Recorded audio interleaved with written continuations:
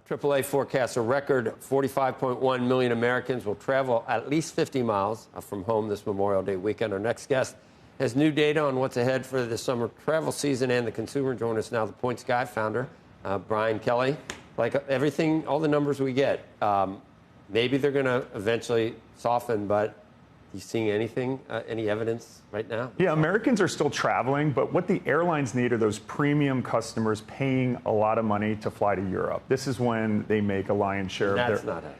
It's not necessarily not happening, but April is a time when a lot of luxury people say, I'm pulling the trigger on that Europe trip. And I've talked to a lot of luxury travel advisors who say people are still on the sidelines. And we worked with a firm called Points Path to look at airfares domestically and internationally for this summer compared to last year. And we're seeing 7% down international, which is a little bit, that's not great news for the airlines. At the same time, we're also seeing the airlines, American Airlines is running a huge fare sale, as low as 5,000 frequent flyer miles for travel in August and September. I've never seen the summer travel season start off with such a fare sale for domestic. Not since COVID. But it's not catastrophic, though, but there is softness for sure. But in terms of what people are going to spend, 1 in 3 Americans plan to spend more. 37% the same. So that's, I'm going to add that up. What is that? 71% the same or more. Yeah, so it's definitely not crashing, and certainly, the numbers that came out in March about the decrease in visitors that everyone was, panicking about. Well, that was really mostly due to the Easter holiday that fell in April of this year. So there wasn't this catastrophic, Europeans are no longer coming to the U.S. But I do think a key trend, people still want to travel. That's certain. We did the same poll in January. The number's about the same. I think a lot more people are going to stay in the U.S. this summer. And gas Caribbean. Prices, they can drive around. Yeah, and gas prices are down dramatically from last year.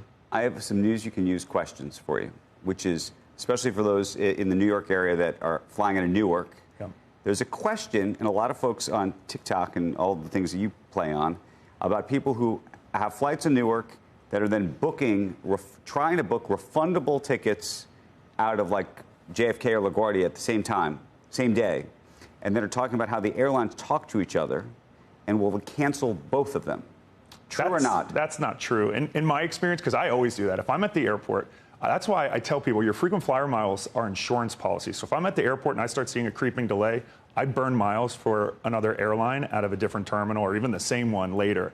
And then you can cancel all the major U.S. programs. You can cancel up until departure. Right. So if you're smart, you just have to remember to cancel. So the airlines are not talking to each other. They're not talking to each other? Only if you do it on the same airline, they'll see the dupe booking, and then they'll automatically cancel. Okay, this is news you can use because there's people having this conversation all over the place. Yeah. That is fascinating. One other thing, these ghost flights, that's a new thing which I had never focused on. The people are flying to, they basically fly to a place with a connection, but they really never take the actual second part of the connection, and that part is cheaper. I don't know if I'm explaining that right. So, what's it called? Yeah, it's called skiplagging, and it's because airlines price flights based on your origin and your endpoint. So you can throw in a cheap, like if you're flying between big business hubs, you throw in a cheap ticket to Rochester. You could fly Charlotte, New York, Rochester, but that ticket can be half the price of just that Charlotte to New York because all the bankers are on that flight. Do you get in trouble if they realize? Yes. So once or twice, probably not going to be a big deal, but the airlines hate skiplagging. It's not illegal. You're not going to jail for it. But if you have a huge frequent flyer balance and you keep doing that, they can come, close your account, ban you. So you do have to be a little careful. This is the stuff I'm trying to figure out. And never check a bag doing that, because if you check a bag, they put it to the final destination. Any effect from the horror stories out of, right across the river? Newark, I wish I could say it's getting better, but just this week they reduced even more. 50, the FAA really needs to step in, because right now Newark is a level 2 airport, meaning it's the airlines just have to do their best. It's not controlled like JFK and LaGuardia, where the FAA will say, no, you only get this number of takeoffs.